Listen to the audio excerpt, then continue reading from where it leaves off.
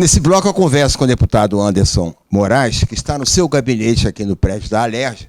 Nós estamos no recesso parlamentar no plenário. O deputado está trabalhando, porque atende também, né, deputado?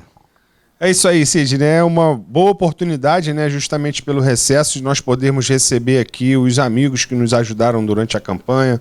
É também um momento de muita reflexão por tudo aquilo que vem acontecendo.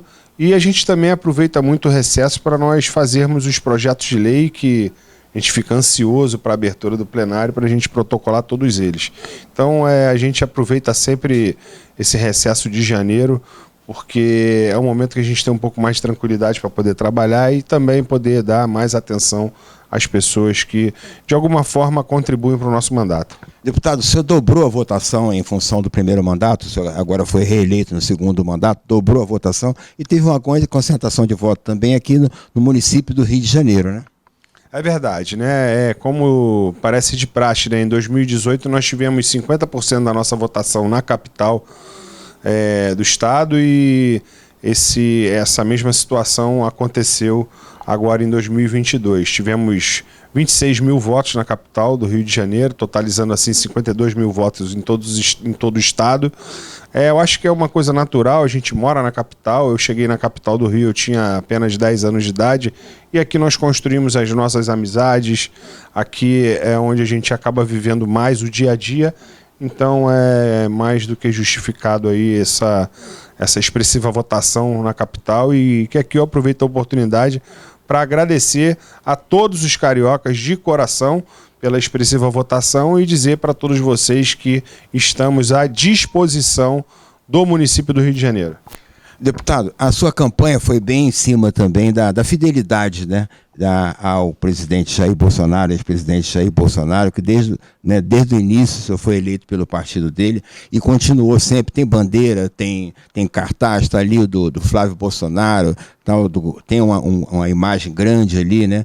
E inclusive o apoio do Carlos Bolsonaro, do vereador, né? Isso quer dizer que esse segmento que votou no Bolsonaro optou por votar no senhor.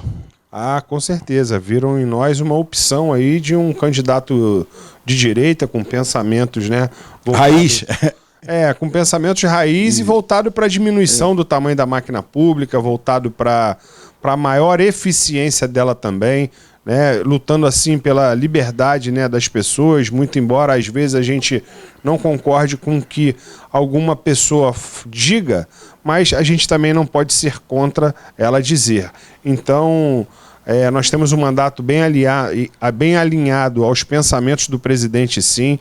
Fica muito fácil você caminhar ao lado das pessoas que você acredita e hoje, assim, a gente faz política com essas pessoas que defendem aquilo que a gente acredita. Então, acabou sendo um caminho muito natural a tomar, porque é o lado que nós achamos que é o lado certo e, portanto, fomos reconhecidos sim por uma grande parte aí dos bolsonaristas no estado do Rio de Janeiro, vendo na candidatura do deputado Anderson Moraes o não desperdício do seu voto.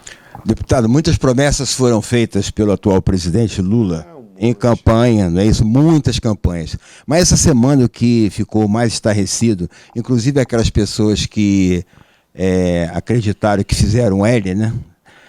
Deve ter ficado surpresa que o salário mínimo não aumentou como ele prometeu e, ao mesmo tempo, aumentou o auxílio reclusão para os presidiários para 1.750. Ou seja, o presidiário, o criminoso, condenado, ele vai ganhar mais do que o trabalhador que trabalha 14, 10 horas, 9 horas por dia no sol, que vai ganhar o salário mínimo. Sidney, a gente não pode esquecer que valorizar os presidiários é uma bandeira da esquerda, sempre foi. Então, ele não está conseguindo cumprir todas as promessas, mas tendo em vista da expressiva votação que ele teve dentro dos presídios, eu acho que é a forma que ele tem de agraciar assim aqueles que são os seus maiores fãs. Mas é um absurdo, sim. Está pagando a fatura? Está pagando a fatura. Pelo menos os presos não podem dizer que ele não está cumprindo, né? E o caminho que estávamos vivendo no Brasil era o contrário. Era um caminho que a gente não quer dar moleza para preso. Pelo contrário, estava se trabalhando para, muito em breve, o preso ter que trabalhar para poder se sustentar ali dentro, não ficar como um vagabundo que eles ficam. E, assim... Uma pena, porque prometeu isenção de imposto de renda para as pessoas que ganhassem até R$5.000. Isso não aconteceu. Agora o trabalhador, a partir do momento que ganha R$1.900, já vai ter que pagar o imposto de renda. O salário mínimo, que ele disse que as pessoas iam ter a oportunidade de comer aquela picanhazinha com a gordurinha na farofa, aquele papo furado que eles são bons nisso. A gente não tem nem previsão de chegar para o trabalhador, porque a vida é difícil, o trabalhador vai ganhar R$1.302 no salário mínimo, não houve aumento de salário como prometido, mas a gente sabe, né, Sidney, que a maneira que esses caras têm de fazer política é sempre num plano futuro, né, enganando as pessoas, porque de verdade no presente eles não têm nada a oferecer. Essa questão também, quer dizer, de promessa de campanha, né? Tem sempre uma justificativa depois claro, por não fazer, né? Agora, como é que o senhor viu esse loteamento com os partidos políticos e o aumento, né? De quantos ministérios? De quantos mais ministérios? Isso é o quê? Que é para pagar as faturas para nomear os cabos eleitorais? Com certeza é a volta da governabilidade como sempre foi, né? O toma lá da cá precisou aí na montagem do governo ampliar aí em 60% o número de ministérios, trazendo uma despesa maior aí em não sei quantos bilhões de reais, e justamente por isso que não tem dinheiro para aumentar salário mínimo, justamente por isso que não tem dinheiro para dar isenção de imposto de renda para o trabalhador, porque a forma de governar é o toma lá da cá. São diversos partidos, é uma frente ampla, multipartidária, tomando conta hoje, agora, a partir de agora, do nosso Brasil, e o aumento excessivo aí de 23 para 37 ministérios, aumentarem 14 o número de ministério, tem ministério para dar e para vender para todo mundo aí, e com certeza a gente sabe que essa forma arcaica de que um dia predominou no Brasil não deu certo e não tem como dar. Não tem como dar, é questão de tempo nós vermos o nosso país, infelizmente, mais uma vez à beira do caos. Eu li uma notícia, não sei, não era fake news, é que o Brasil vai fazer uma doação de 21 tanques para o Uruguai, tanques de guerra. Pergunto eu, será que o Brasil tem tanto aparato, tem tantos tanques, tantas coisas assim para fazer doação para o Uruguai? E por quê? Rapaz, é um absurdo. Doar por quê? Rapaz, é um absurdo, porque é o seguinte, Sidney, se você for um chefe de família e na sua casa estiver faltando várias coisas para poder bem acomodar a sua família, você, sem dúvida nenhuma, não tem condições de doar nada para ninguém. E o Brasil é isso. O Brasil é um país muito extenso, territorial, onde em alguns lugares as pessoas têm, sim, uma vida melhor que as outras, com saneamento básico, com uma infraestrutura de cidade melhor, mas a gente sabe que a grande maioria do nosso país não tem isso. Se nós formos ao Nordeste, se nós formos ao Norte, são um povo muito sofrido, que precisa muito de um certo carinho, não só no intuito de infraestrutura, mas de desenvolvimento econômico, e o Brasil não tem condições de doar nada para ninguém. Mas a política deles é a implementação aí, né, junto ao Foro de São Paulo, de predominar, né, eles querem dominar aí o nosso hemisfério aqui, e a forma deles fazerem isso é tirando do Brasil e fazendo as composições políticas e trazendo as pessoas para o seu grupo político, para o socialismo, que é o que eles pensam, o comunismo, a forma como eles pensam, da população cada vez ter menos, para naquele momento que eles derem um milho, né, a população reconhecer assim que quem está matando a sua fome é o político. E o nosso pensamento é completamente ao contrário. A gente quer dar dignidade para as pessoas, onde as pessoas possam ter a oportunidade de estarem empregadas e assim sustentar a sua família sem depender da política, sem depender do político. esse é o caminho que a gente busca e o deles é completamente antagônico ao nosso. Deputado, nós estamos aí vivenciando já a partir do ano que vem, né, e o que se verifica aqui no município do Rio de Janeiro é o prefeito Eduardo Paes já se articulando, né, tentando, já pensando em suceder lá na frente, daqui a 4 anos, né, ele quer fazer um acordo para colocar o PT, né, no governo, para depois lançar uma candidatura lá na frente e entregar à prefeitura. Quer dizer, o Rio de Janeiro corre também o perigo de, no ano que vem, se reeleger Eduardo Paes, entregar também o PT à prefeitura do Rio de Janeiro? Ali essa semana uma matéria, né, dizendo que ele estava entregando 2 secretarias do município do Rio ao PT. O prefeito da cidade, ele com certeza está tentando construir a sua reeleição ali ao lado de quem ele ajudou para ser presidente do Brasil, né? Aí porque 2 anos depois ele se afastava, entregava para o partido para ser. Isso aí. Ele só pensa em ser candidato a governador, né? Ele tem sempre um pensamento, né? Um pensamento individual dele, né? De um futuro político. Da ambição, né? Com a famosa construção individual de poder. Mas pode ter certeza que aproveita a oportunidade para reafirmar o nosso trabalho de oposição que nós vamos fazer à Prefeitura do Rio, não a Prefeitura, né, mas o modelo de gestão do Rio de Janeiro, porque agora mesmo nós tivemos aí cancelados as férias, né, dos guardas municipais, fazendo gesto aí para poder dizer que os patriotas aqui talvez invadiriam algum prédio, alguma coisa dessa forma, e a gente sabe que isso não vai acontecer. E fazendo gesto para a política do Lula, ele cancelou as férias dos guardas municipais, criando assim uma revolta muito grande perante a esses trabalhadores. Nós vamos ser oposição não à prefeitura, mas seremos oposição a todas essas ideias que não contribuem nada com a população, com o povo carioca. E a exemplo disso é que a gente vê o transporte hoje público uma negação. Quando a gente fala do corredor... Aumentou a passagem agora? Quando nós falamos do corredor do BRT e da Avenida Brasil? Do BRT, principalmente da Transoeste, aquelas obras foram feitas todas a toque de caixa, botaram um asfalto ali em cima de um mangue, né, de uma vegetação que não comportaria aquela estrutura, gastando milhões e milhões, e hoje, depois de alguns anos, ele vem refazendo aquele corredor, gastando agora bilhões de reais para poder fazer o certo. É o carioca pagando pela 2ª vez o serviço, os ônibus do BRT estão todos quebrados porque a estrutura de estrada que ali era ofertado não comporta. Então a gente vê aí uma precariedade muito grande no transporte público do município do Rio de Janeiro, e a gente vê uma baderna também muito grande instalada, principalmente aos domingos, aos sábados, onde é o momento do carioca descansar. Domingo agora, o que aconteceu na Praia do Recreio foi uma vergonha, né? Uma vergonha, tirando a paz ali das pessoas que moram ali naquela região.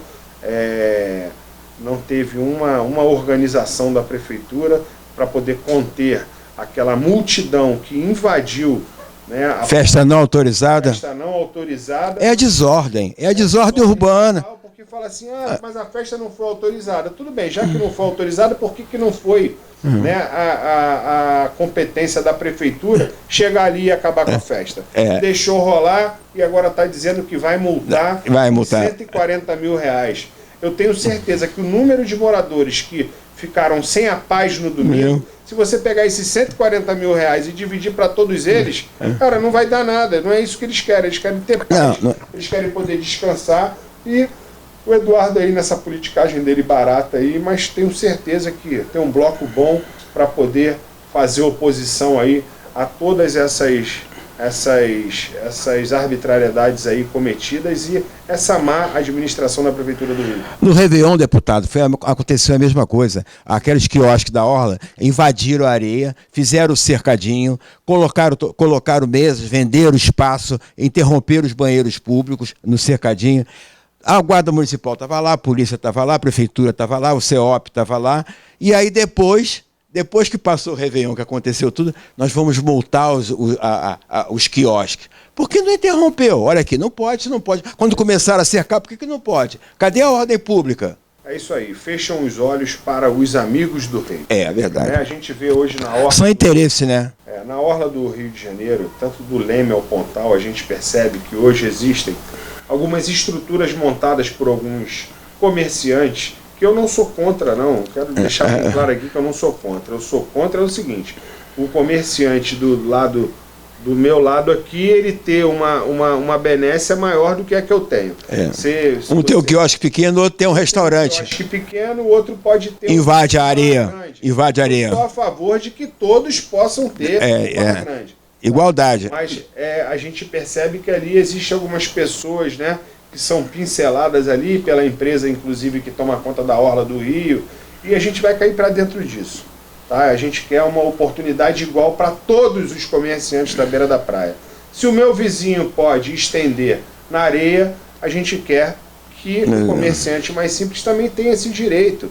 Isso aí é justo. A gente quer a liberdade da economia, mas a gente quer a liberdade da economia também de forma com que as pessoas tenham a mesma estrutura para poder brigar. É verdade. Agora, você falou anteriormente da questão do BRT, né? E falamos também do transporte aqui. Primeiro que a passagem no município do Rio de Janeiro aumentou a tarifa, não é?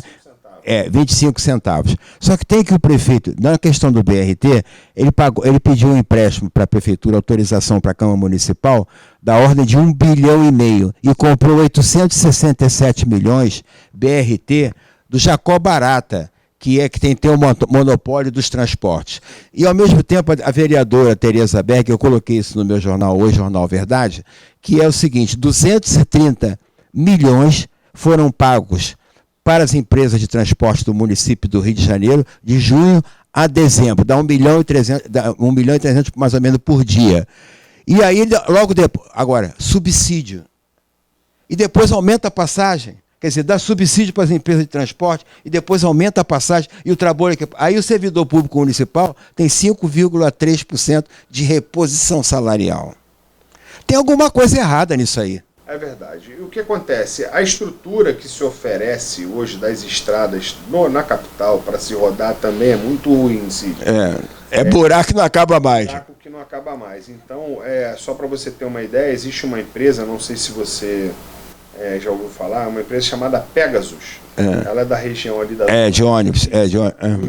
E hoje, se você for lá, aquela empresa tem mais ou menos uns 70 BRTs jogados no pátio, nascendo mato dentro dos BRTs. O que foi acontecendo ali? Muitos carros que foram rodando, que deveriam ir para suas garagens de 20 em 20 mil quilômetros para fazer manutenção, acabaram indo de 5 em 5 mil. Então eu acho que o prefeito ele está tentando, de alguma forma, apagar o problema que ele criou lá atrás. E desse jeito está fazendo o Carioca pagar novamente por toda a estrutura. Não, o IPTU já aumentou. O IPTU já aumentou. Está cobrando mais e ali ele está tentando sair de um flagrante de um crime que ele cometeu, que foi a má empregabilidade do dinheiro público nas obras de estrutura na ocasião, na época das Olimpíadas.